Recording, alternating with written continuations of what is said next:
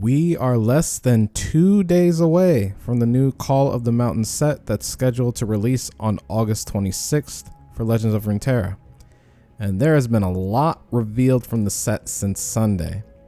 We got not one, but 2 new keywords revealed to us, a bunch of new cards, and we got to see the final champion from Targon, Aurelion Sol. In this video, we'll be talking about all of it. So this is likely going to be the longest video I've done out of all the spoiler reviews so far. As always, I'll be giving some additional thoughts on what types of decks we might see from everything that's been shown in the past few days. Before we jump in, if you've been liking the content so far, be sure to hit the like button and subscribe to the channel so you don't miss out on any future videos. Let's talk about the first new keyword, Invoke, before jumping into some of the new cards revealed that have to do with Invoke. Invoke states, pick a celestial card from 3 to create in hand. If you come from certain other card games, this is not a new mechanic. In my case, this is actually going to be the 3rd time I get to play with this type of mechanic. And overall, I'm still a fan of it.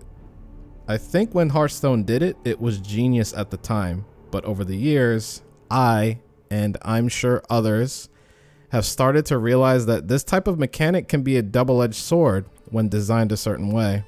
That's usually because the cards you pick from in other games are from collectible cards that are legal in the format you're playing in, and it can definitely lead to feel-bad moments for the opposing player since this mechanic is high value by nature, even if you end up getting a bad card.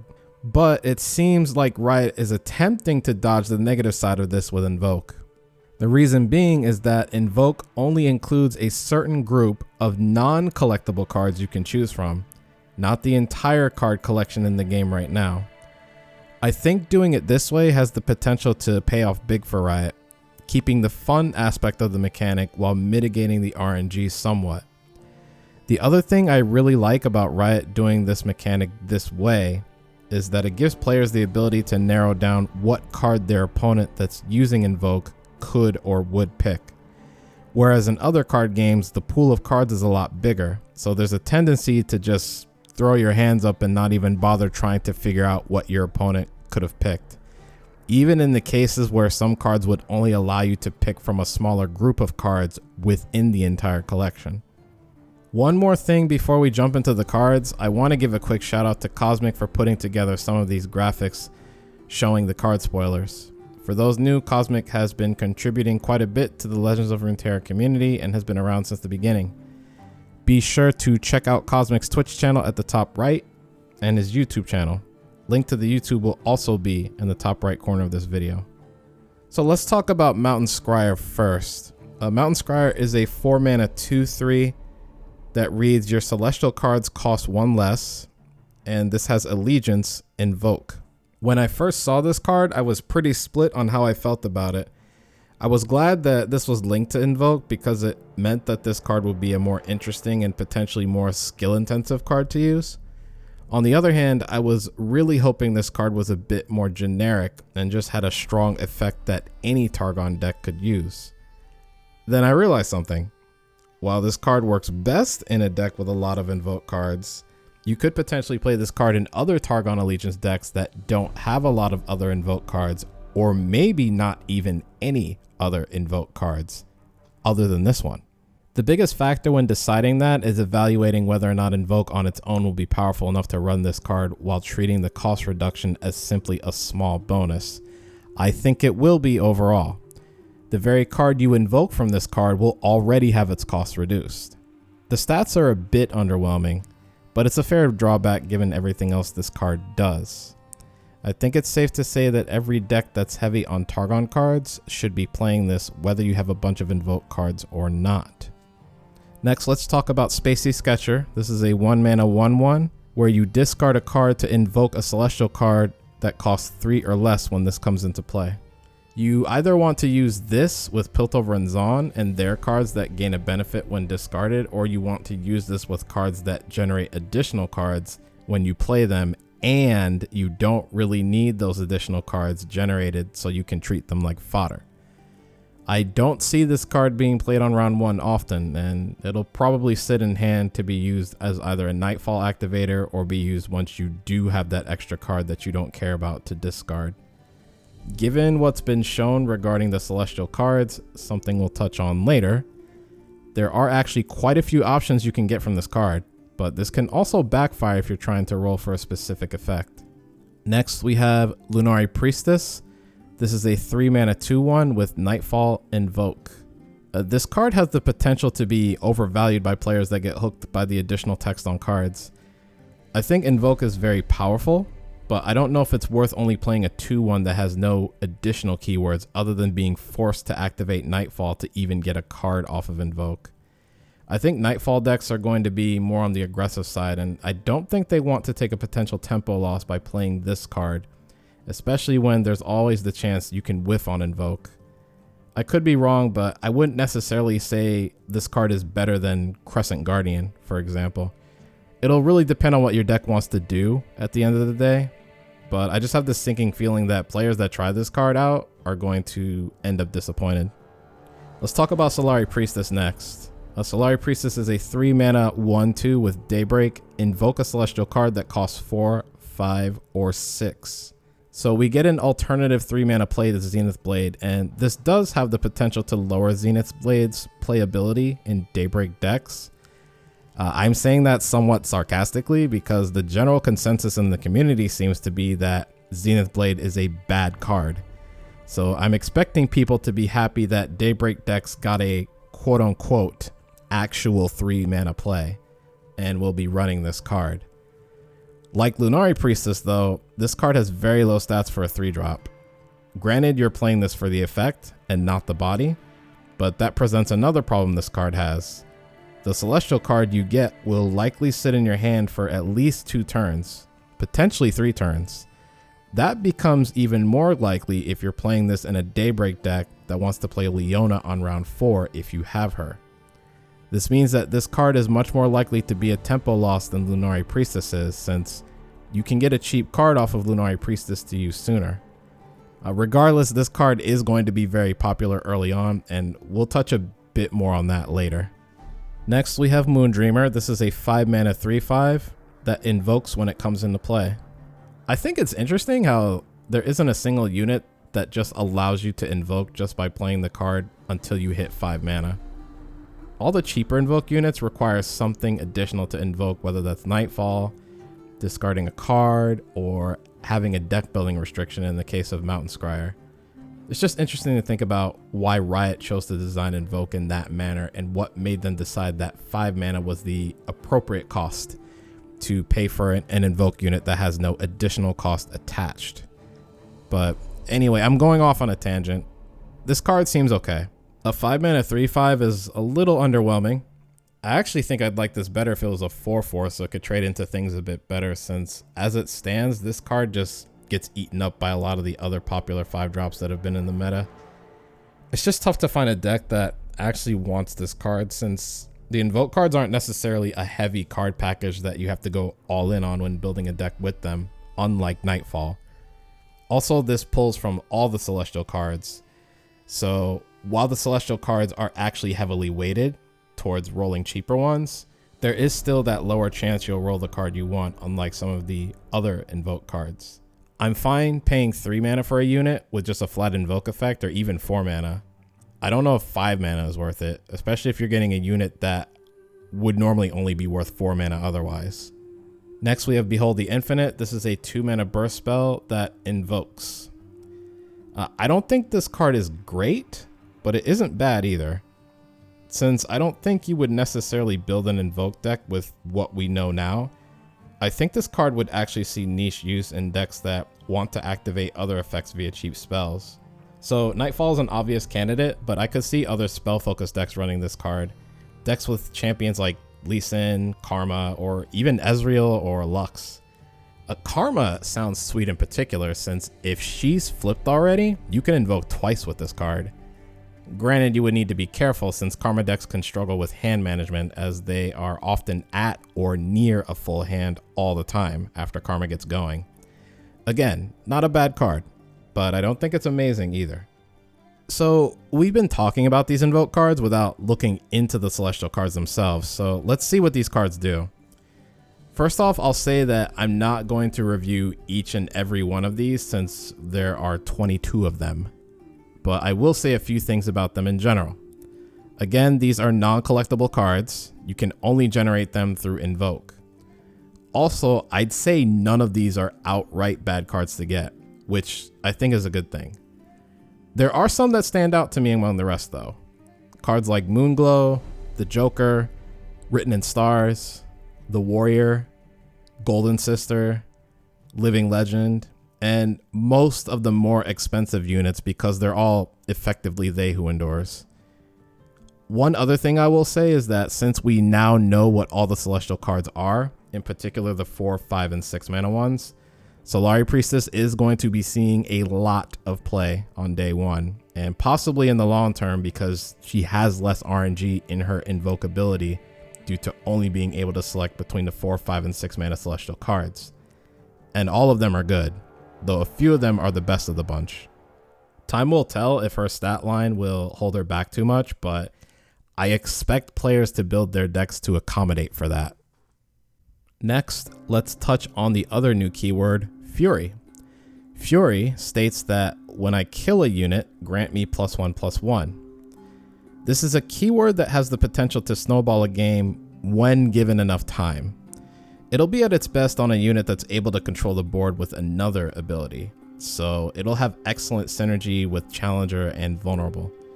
Fury also discourages players from chump blocking with smaller units in order to save damage because the Fury unit just ends up getting bigger from killing a small blocker. In a way, it almost feels like Fearsome, except you can still block Fury units. You'll just potentially pay the price later on. But let's talk about the units that were revealed that have this keyword. First up is Herald of Dragons. This is a 2 mana 1/1. Dragon allies cost 1 less. A ramp card specifically for dragons that unfortunately is too frail to be played, in my opinion. This is a 2 mana 1/1 that doesn't get value right away, and that you have to keep alive until it gets enough of that value. Herald dies to ping effects, as well as other cards that incidentally do 1 damage. So not only do cards like Vile Feast, Static Shock, and Withering Wail take care of this, but other effects like the random pings from Make It Rain and Twisted Fate's red card will take this out as well. The cost is simply too high for your deck to try and protect this either, and if dragons are supposed to be employing a ramp strategy, I think using the beefier Freljord ramp units instead will fare better. Next we have White Flame Protector. This is a 4 mana 4/4 with Fury. Pretty generic 4-drop outside of the Fury tag. The incentive is to try and activate the Fury tag on this once to make it a 5/5. Some regions can do that, like Demacia and Bilgewater with their cards that grant Challenger and Vulnerable, but I think it'll be tough to activate Fury outside of that in general, and if that's the case, this unit might be a little too small on its own. That'll depend on which units are popular in the meta though. I don't think this is a bad card, but I feel like this is going to see about the same amount of play in decks as the Beast Below did for deep decks. A card you won't run unless you either feel like you have to or there's nothing else better to run at the time. Next is Fuse Firebrand. This is a 5 mana 5/5 with Fury and Spell Shield. So this one punches a little bit further above its weight class than White Flame Protector does. Spell Shield on a 5 mana 5/5 alone is already pretty bananas. This in theory should activate its own Fury without any outside help, a little more often than White Flame Protector will. I'm expecting this to see play in any deck looking to abuse Fury that does not want to go into Demacia to do so. Next we have Screeching Dragon. This is a 5 mana 4/5 with Challenger and Fury. This is the 5-drop that Demacia decks will turn to if they're looking to use Fury or just dragons in general. This is a bit smaller than the other 5-drops that Demacia has access to currently, but the key combination of Challenger and Fury will more than make up for that, I think. Even with this card, I'm not completely sold on a dragon deck with Demacia. I think other regions can still make a case for being played with the Targon dragons, but time will tell. Next, we have Dragon's Clutch. This is a 3 mana burst spell. You draw 2 different dragons or grant dragon allies +1/+1. Very strong spell in dragon decks for only 3 mana, although I'm expecting the first ability on this card to be used a lot more often than the second one. Dragons aren't exactly cheap to play, even if you're playing ramp cards or cost reduction cards along with them. This can be a decent finisher later on once your board is set up, and the flexibility of being able to do either of 2 different things is what makes a pump spell like this better than something like Morning Light. Finally, let's touch on the last champion that was revealed, Aurelion Sol, as well as a few more cards that were shown with him. So Aurelion Sol is a 10 mana 10/10 with Fury and Spell Shield. When you play Aurelion Sol, you invoke a celestial card that costs 7 or more, and at the start of every round, you create a random celestial card in hand. In order for Aurelion Sol to level up, you must have allies with a total power of 20 or more at the end of a round. When Aurelion Sol does level up, he becomes an 11/11. He keeps Fury and Spell Shield, and his play ability, where you invoke a celestial card that costs 7 or more. He also keeps his round start ability, where you create a random celestial card in hand. In addition to all of that, your celestial cards cost 0. I'd say this is the best 10 mana card in the game, but that's not saying much. She Who Wanders, despite being buffed a little bit to bring it back closer to its former glory days, still sees no play. Aurelion Sol is definitely better though. I think the Spell Shield is key to this being even remotely playable. The other key thing is that Aurelion Sol does something immediately the turn you play it. His level 2 I would say is a somewhat minor upgrade if you don't have a lot of celestial effects in your hand.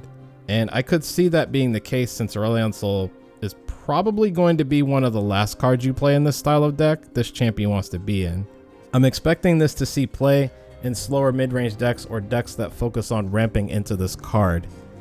Demacia, Freljord, and possibly Bilgewater will likely be the regions pairing with Targon for this. I don't think Aurelion Sol will see any play in a meta that's even reasonably fast, but given what's been spoiled, I'm expecting the meta to continue to be slow, just like it's been for the past month and a half or so.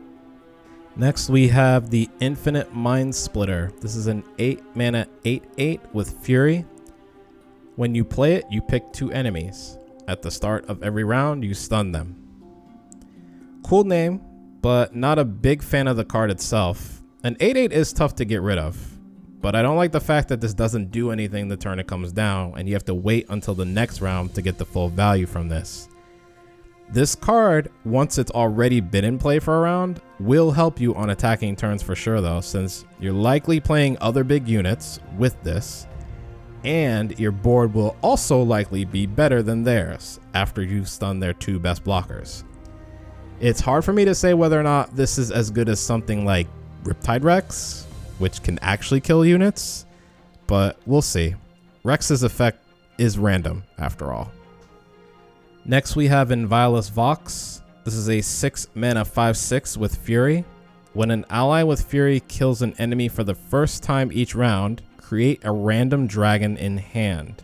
This card should be pretty strong in dragon decks. I think this will be at its best when you can immediately kill something with one of your other Fury units after dropping this card down. Demacia does come to mind with Screeching Dragon and cheap spells like Single Combat, but I think Bilgewater has the potential to actually pull this off better. Cards like Ye Been Warned can grant an enemy vulnerable for only 1 mana, so you'll get a random dragon from this card and draw another card off of the Ye Been Warned if combat goes well. If you play this in Demacia, this could face competition from the other 6 drops that Demacia has access to, like Cytherea the Bold or Genevieve. This is probably still better than those in a dragon deck, but at least with Bilgewater, this is very likely your only choice for a 6 drop. Next we have Star Shaping. This is a 5 mana burst spell that invokes a celestial card that costs 7 or more. Then you heal an ally or your Nexus 5. This card has a good effect, and it's an easy way to get a more expensive celestial card, but I can't help but feel this might not see much play because it doesn't have a lot of board impact unless you heal one of your allies. Probably the only deck this card would be considered in is a dragon deck, because I could see scenarios where your Fury unit barely survives combat and you use this to heal it back up. And all the dragon units with Fury are pretty big, so you likely get close to full value from the healing. Outside of that, I don't see other decks using this card. This will likely be pretty niche to Dragon decks. Next we have the Skies Descend. This is a 15 mana slow spell that deals 15 damage to all enemies, and it costs 2 less for each dragon or celestial ally you have. So this is Aurelion Sol's champion spell, and just to get it out of the way, you'll need at least 1 dragon or celestial in play to even use this card, since you can't have more than 13 mana in this game. This is a huge effect, but I don't expect it to see serious play in rank just because of the base mana cost and what you have to do to reduce it.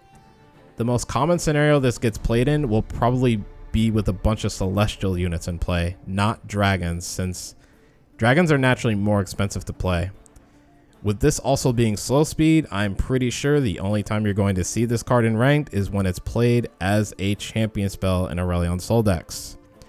Not even those decks are going to run this card separately, unless the meta is painfully slow. And finally, we have Messenger's Sigil. This is a 1 mana burst spell that shuffles 5 of the messengers into your deck. The main reason this will see play is because it's so cheap. You don't get any board impact from it, and you may never see the value this card gives you, since you could lose before seeing a single messenger and drawing cards with them. But there are other advantages to playing this, where it's not so much about whether or not you'll actually draw the celestial in question. I don't think this card is limited to celestial or dragon decks. In fact, Nightfall decks could potentially make better use of this as a Nightfall activator. Spell heavy decks that benefit from playing cheap spells like Ezreal decks or even Lee Sin decks could use this card too. There's actually been a little bit of talk about using Lee Sin with Targon, and it does have potential between cards like this and the cards that generate 1 mana gems for you to use. And that is everything. This was a long video, so if you made it to the end, thank you so much for watching. I hope you enjoyed the content. If you did, feel free to leave a like, as it really helps me out and gets this video out there to others in the community. This is also going to be likely the last video from me covering the card reveals, but I've got more content in the works, so if you don't want to miss any future videos, subscribe to the channel, and don't forget to hit the notification bell below to make sure you know when the next video goes live. Feel free to check out the other places you can find me on the internet in the video description below. You'll find my Twitter, Twitch channel, and we have a community Discord as well that you can join. Thanks for taking time out of your day to watch this, and I'll see you next time. Take care.